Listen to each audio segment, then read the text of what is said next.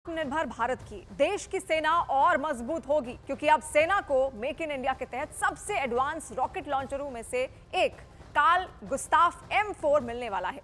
1976 से सेना Carl Gustaf से दुश्मनों को पस्त कर रही है। इस हथियार से 1 मिनट में 6 राउंड फायरिंग होती है।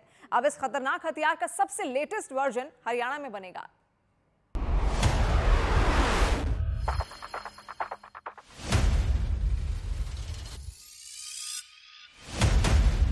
यह है सबसे खतरनाक हथियार।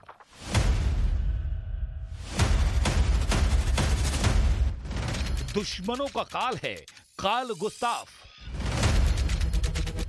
कार्ल गुस्ताफ M4 से और मजबूत होगी सेना।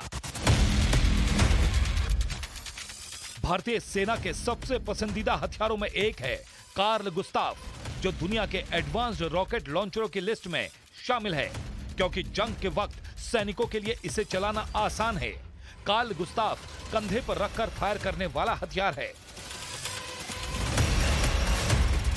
यह 1.5 किलोमीटर तक टारगेट पर सटीक निशाना साध सकता है। इससे 1 मिनट में 6 राउंड गोले दागे जा सकते हैं। इसका वजन 6.6 किलोग्राम है। लंबाई 37 इंच है, यानी 3 फीट से ज्यादा। वेपन सिस्टम फिंगरप्रिंट टेक्नोलॉजी से लैस है। इसमें एडवांस फायर कंट्रोल सिस्टम भी लगा है। इस वेपन सिस्टम को चलाने के लिए 2 सैनिकों की जरूरत होती है, एक गनर और दूसरा लोडर। 48 साल से भारत कार्ल गुस्ताफ से दुश्मनों को धूल चटा रहा है। भारत की ordnance factory board Carl Gustaf M3 को भारत में ही बना रही है। अब देश में कार्ल गुस्ताफ M4 वर्जन बनेगा, जिसे हरियाणा के झज्जर में स्वीडन की कंपनी साप बनाएगी। इस राइफल से भारतीय सेना की ताकत और बढ़ेगी।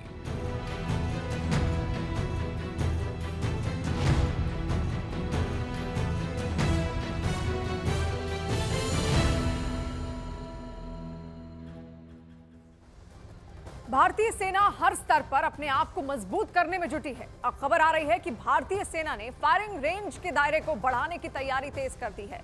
जानकारी के मुताबिक पूर्वोत्तर के हाई ऑल्टीट्यूड एरिया में फायरिंग रेंज अब बनाई जा रही है। इससे पहले पिछले साल ही भारतीय सेना को तवांग के पास मंडाला फायरिंग रेंज मिल चुकी है, जिसे अभ्यास के लिए इस्तेमाल में लाया जा रहा है, जबकि दूसरी फायरिंग रेंज कमराला में तैयार हो रही है। खास बात यह है कि ये दोनों रेंज LAC से 50 किलोमीटर एरियल डिस्टेंस पर 10,000 फीट की ऊंचाई पर मौजूद हैं।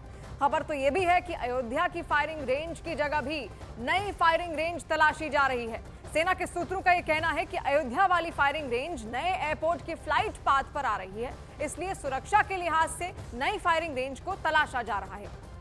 लेकिन सवाल उठता है कि आखिर सेना क्यों पूर्वोत्तर के हाई ऑल्टीट्यूड एरिया में फायरिंग रेंज बनाने पर जोर दे रही है? इसका जवाब भौगोलिक स्थिति में ही छिपा है। दरअसल हाई ऑल्टीट्यूड यानी ऊंचाई वाले इलाकों में जंग लड़ना एक बड़ी चुनौती रहती है। ऊंचाई वाले इलाकों में पहला दुश्मन मौसम और टेरेन होता है, और इन इलाकों में भारी सैन्य उपकरण से सटीक मार करने के लिए प्रैक्टिस जरूरी है। यही वजह है कि भारतीय सेना हाई ऑल्टीट्यूड एरिया को फायरिंग रेंज के लिए चुन रही है।